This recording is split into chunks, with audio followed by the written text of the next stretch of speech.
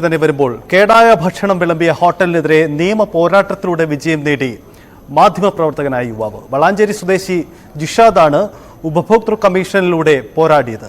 അഴുകിയ മാംസം വിളമ്പിയ റെസ്റ്റോറന്റിന് 50,000 രൂപയാണ് ഉപഭോക്തൃ കമ്മീഷൻ പിഴ ചുമത്തിയത്. അഴുകിയ ഭക്ഷണം വിതരണം ചെയ്യാനിടയായ സാഹചര്യം ഗുരുതരമാണെന്നും ഇക്കാര്യത്തിൽ ഉചിതമായ മറ്റു നടപടികൾ ആവശ്യമാണെന്നും 50,000 രൂപ പിഴയും 5,000 രൂപ ഈ പരാതിക്കാരന് കോടതി ചെലവ് നൽകാനും ഉപഭോക്തൃ കമ്മീഷൻ ഉത്തരവിട്ടിട്ടുണ്ട്.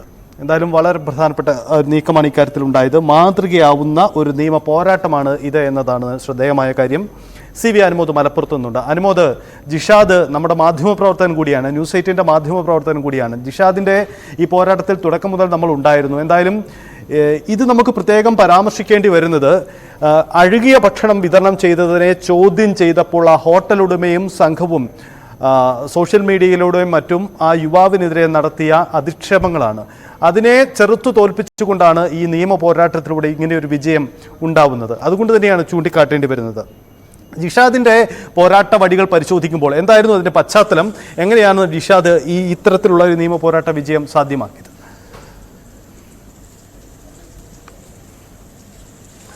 സജിത്ത് നേരത്തെ സൂചിപ്പിച്ചതുപോലെ തന്നെ ഈ ജിഷാദിന്റെ ഈ ഒരു പോരാട്ടം അത് വളരെ പ്രധാനപ്പെട്ട ഒരു കാര്യമാണ്. കാരണം കുഞ്ഞിന് നൽകുന്ന ഭക്ഷണത്തിൽ അത് അഴുകിയ ഭക്ഷണമാണെന്ന് കണ്ട് അത് ചൂണ്ടിക്കാണിച്ചപ്പോൾ ജിഷാദിനോട് മോശമായി പെരുമാറുകയായിരുന്നു ഈ ഹോട്ടൽ ഉടമകൾ ചെയ്തത്. മാത്രമല്ല ഈ ഒരു വിഷയത്തിൽ ഇപ്പോൾ ജിഷാദിനെതിരെ കോടതിയിൽ മാനനഷ്ടത്തിന് കൊടുത്ത കേസും ഇപ്പോൾ പുരോഗമിക്കുകയാണ്. ആ ഒരു നടപടികൾക്കിടയിലാണ് ഇപ്പോൾ ഉപഭോക്തൃ കമ്മീഷന്റെ വിധി ജിഷാദിന് അനുകൂലമായിട്ട് വന്നിരിക്കുന്നത് എന്നതാണ് ഏറ്റവും പ്രധാനപ്പെട്ട ഒരു കാര്യം.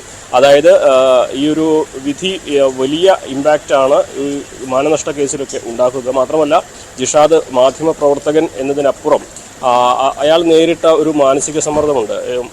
സാമൂഹ്യ മാധ്യമങ്ങളിലൂടെയും മുഴുവൻ ഈ മറ്റ് മാധ്യമങ്ങൾക്ക് മുൻപിൽ വരെ ജിഷാദിൻ്റെ പേര് പറഞ്ഞ് അധിക്ഷേപിക്കുന്ന തരത്തിലുള്ള നടപടികളായിരുന്നു ഈ ഹോട്ടൽ ഉടമകളുടെയും അതുമായി അവരുടെ ബന്ധപ്പെട്ട ആളുകളുടെയും ഒക്കെ ഉണ്ടായിരുന്നത്. അപ്പോൾ അതിനൊക്കെ തന്നെ ഒരു ഉചിതമായ മറുപടിയാണ് ഉപഭോക്തൃ കമ്മീഷന്റെ ഈ വിധി എന്ന് പറയാം. നമ്മോടൊപ്പം ജിഷാദ് തന്നെ ചേരുന്നുണ്ട്.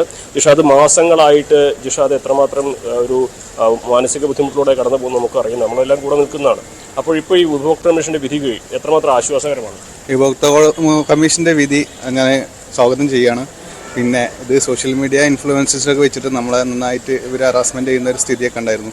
നമ്മൾ ജീവിക്കുന്നത് കുട്ടികൾക്ക് വേണ്ടിയിട്ടാണ്. നമ്മളെ കുട്ടികൾ എന്ന് പറഞ്ഞിട്ടുണ്ടെങ്കിൽ നമ്മളെ ജീവനാണ്. അവർക്ക് എന്തെങ്കിലും സംഭവിച്ചു പോയിട്ടുണ്ടെങ്കിൽ നമ്മൾ ആരോടോ ചെന്ന് പറയാം. അതുപോലെ ഈ ഫുഡ് കഴിക്കുന്ന എത്രയോ ആൾക്കാർ ഫുഡ് കഴിച്ച് മരിച്ചു പോകുന്നൊരു സ്ഥിതിയുണ്ട്. അതിലൊക്കെ ആൾക്കാരെന്ന് വെച്ചിട്ടുണ്ടെങ്കിൽ എല്ലാവരും ഉണ്ടായിട്ടല്ലായി പോകുന്നത്. നമ്മളൊരു എൻ്റർടൈൻമെൻറ്റിന് കുട്ടികൾക്ക് അല്ലെങ്കിൽ ഫാമിലിക്ക് ഒരു എൻ്റർടൈൻമെൻറ്റ് വേണ്ടിയിട്ടാണ് പുറത്ത് പോകുന്നത്.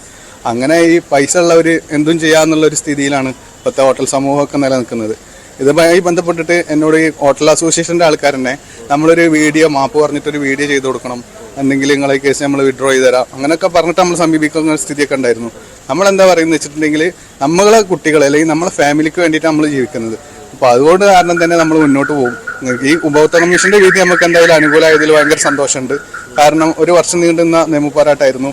അന്ന് കോടതിയിൽ നിന്ന് ആൾക്കാർ വന്നിട്ടുണ്ടായിരുന്നു. പിന്നെ ഇതിൽ പറഞ്ഞിട്ടുണ്ടെങ്കിൽ ഈ ഫുഡ് ആൻഡ് സേഫ്റ്റിൻ്റെ റിസൾട്ട് അവർക്ക് അനുകൂലമാണ്. കാരണം അവർ സ്വാധീനിച്ചിട്ട് ഇത് മറിച്ചു. കാരണം ഇത് സംഭവം നടന്ന ഉടനെ തന്നെ കോട്ടക്കൽ നഗരസഭാ സെക്രട്ടറി ഉൾപ്പെടെയുള്ള ആൾക്കാർ പോയിട്ട് ഫുഡ് നശിപ്പിക്കുന്ന ഒരു സ്ഥിതി, അവർക്ക് ഫൈൻ ഇടുന്ന സ്ഥിതിയൊക്കെ ഉണ്ടായിരുന്നു.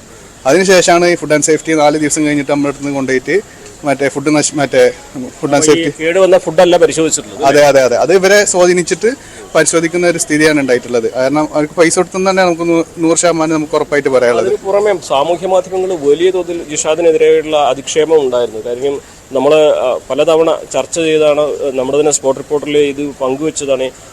ഇപ്പോൾ ഈ കോടതി മംഗളൂരിലാണല്ലോ കേസ് നടക്കുന്നത്, അതിന്റെ നിലവിലെ അവസ്ഥ എങ്ങനെയാണ്? അവിടെ ഇറങ്ങി നടക്കുന്നുണ്ട്. മംഗലാപുരത്ത് ഇംതിയാസ് എന്ന് പറഞ്ഞ വക്കീലാണ് നമ്മളെ പ്രസന്റ് ചെയ്തിട്ട് അവിടെ വക്കീല് ഹാജരാകുന്നത്. അപ്പോൾ 6 ഇറങ്ങിയിട്ട് കഴിഞ്ഞ 26-ാം തീയതി അവിടെ കേസുണ്ടായിരുന്നു. ഇപ്പോൾ ജഡ്ജി ലീവിലാണ്. ഇനി അടുത്ത 10-ാം മാസത്തിലുള്ള വിധി. അപ്പോൾ ഈ ഒരു വിധി നമുക്ക് അനുകൂലമായത് ഭയങ്കര സന്തോഷം. ഉപഭോക്തൃ കോടതിയിലെ വിധി ഇതായത് ഭയങ്കര സന്തോഷമുണ്ട്. സോഷ്യൽ മീഡിയ ഇൻഫ്ലുവൻസേഴ്സിനെ വെച്ചിട്ട് നമ്മളെ അധിക്ഷേപിക്കുന്ന പല സ്ഥിതിയും പോസ്റ്റേഴ്സായിട്ടും കാര്യങ്ങളായിട്ടും അവർ വിട്ടിട്ടുണ്ടായിരുന്നു. എന്തായാലും അത്തരത്തിൽ നമ്മളെന്താ വെച്ചിട്ടുണ്ടെങ്കിൽ നമ്മളെ കുട്ടികൾക്കും നമ്മളെ ഫാമിലിക്കും വേണ്ടി ജീവിക്കുമ്പോൾ നമ്മളായിട്ട് തന്നെ മുന്നോട്ട് ഇറങ്ങിയിട്ട് നിയമ പോരാട്ടം നടത്തുക എന്നുള്ളതാണ് എൻ്റെ ഒരു. സാധാരണക്കാരനൊപ്പം നിൽക്കുന്ന വിധി എപ്പോഴും ആശ്വാസം നൽകുന്നതാണ്. ഇനിയുള്ള നിയമ പോരാട്ടത്തിൽ ഇതിനൊരു ഊർജ്ജം ഉണ്ടാവുന്നതിനെ പ്രതീക്ഷിക്കുന്നു. അതെ. അത്ര തന്നെ പറയാനുള്ളത്. എല്ലാവരും ഞങ്ങൾക്ക് നാട്ടുകാരുടെ അടുത്ത് പറയാനുള്ളത്, നമ്മൾ ആരെങ്കിലും തളർത്തി കഴിഞ്ഞാൽ നമ്മൾ തളരരുത്. കാരണം നമുക്ക് വിശ്വാസം ഉണ്ടെങ്കിൽ, സത്യം വിജയിക്കുന്നുള്ള വിശ്വാസം ഉണ്ടെങ്കിൽ മുന്നോട്ട് പോവുക.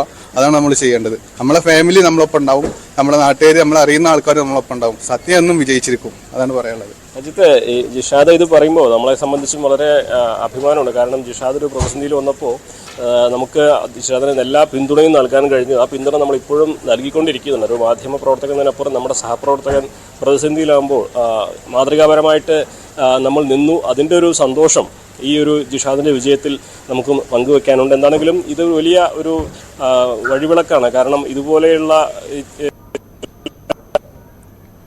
അനുമോദ് സൂചിപ്പിക്കുന്നത് പോലെയാണ്. കാരണം ഈ നിയമ പോരാട്ടത്തിന് സവിശേഷതകൾ നിരവധിയുണ്ട്. കാരണം പല ഘട്ടത്തിലും ഇത് തെറ്റായ പ്രചരണമാണ് എന്ന രീതിയിൽ ജിഷാദിനെ മോശമായി ചിത്രീകരിക്കാൻ ശ്രമങ്ങളുണ്ടായി, കൂട്ടായ അത്തരം സമ്മർദ്ദങ്ങളുണ്ടായി. അതിനെ അതിജീവിച്ചുകൊണ്ടാണ് ഇത്തരമൊരു നിയമ പോരാട്ടം നടത്തിയത്. പലപ്പോഴും പല പൊതു ഇടങ്ങളിലും ഭക്ഷണശാലകളിൽ നിന്നും മോശപ്പെട്ട അനുഭവം ഉണ്ടാവുമ്പോൾ ആദ്യഘട്ടത്തിലെ ഒരു വൈകാരിക പ്രകടനത്തിനപ്പുറം പിന്നീട് അത് പരാതികളുമായി ആരും മുന്നോട്ട് പോകാറില്ല, ആരും അതിന് മെനക്കെടാറില്ല. പക്ഷേ അങ്ങനെയല്ല, അത് പരാതിപ്പെടേണ്ടടുത്ത് അത് പരാതിപ്പെടണം. പ്രത്യേകിച്ച് സാധനങ്ങളിൽ മാലിന്യം കലർത്തുക അല്ലെങ്കിൽ മോശം ഭക്ഷണം വിതരണം ചെയ്യുക ക്രിമിനൽ കുറ്റമാണ് എന്ന ഒരു നിയമം നിലനിൽക്കുന്ന രാജ്യമാണിത്. അതുകൊണ്ട് നിയമപരമായ നമുക്കതിനുള്ള സാധ്യതയുണ്ട്, പിന്തുണയും കിട്ടും. അതുകൊണ്ട് അത്തരം സാധ്യതകൾ ഉപയോഗപ്പെടുത്തണം. ഉപഭോക്തൃ തർക്കപരിഹാര കോടതി ഉണ്ടാകും, മറ്റ് കമ്മീഷൻ നിയമ സാധ്യതയുള്ള മറ്റ് സംവിധാനങ്ങളുണ്ട്. ഇതൊക്കെ നമുക്ക് പരമാവധി പ്രയോജനപ്പെടുത്താം. പ്രചരണങ്ങളിൽ നമ്മുടെ ഭാഗത്ത് സത്യമുണ്ടെങ്കിൽ കുപ്രചരണങ്ങളിൽ വീണു പോകരുത്, അതിൽ പിന്മാറേണ്ട ആവശ്യമില്ല എന്ന അനുഭവം കൂടിയാണ് ജിഷാദ് തെളിയിക്കുന്നത്. ഇനി ജിഷാദിൻ്റെ അനുഭവം അങ്ങനെ നമുക്ക് പ്രത്യേകം പരാമർശിക്കേണ്ടി വരും. എന്തായാലും ജിഷാദിന് തുടർന്നും എല്ലാവിധ പിന്തുണയും ഞങ്ങളും വാഗ്ദാനം ചെയ്യും.